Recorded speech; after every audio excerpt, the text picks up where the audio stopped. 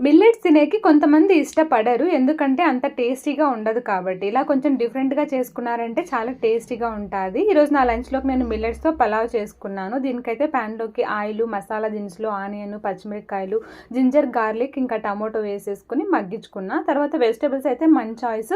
ఇక్కడైతే నేను potato, beans, క్యారెట్‌ని చిన్నగా కట్ చేసేసుకొని ఇవి కొంచెం మగ్గిన తర్వాత దీంట్లోకి సాల్ట్, కొత్తిమీర, పుదీనా ఒక 3 అవర్స్ నానబెట్టుకోండి మిల్లెట్స్.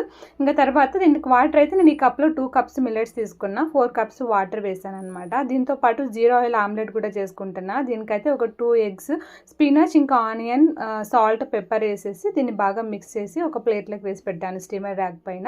అంతా 20 మినిట్స్ అంటే 20 మినిట్స్ అండి అయిపోయింది. మిల్లెట్ పలావ్ అయితే చాలా చాలా టేస్టీగా ఉంటుంది.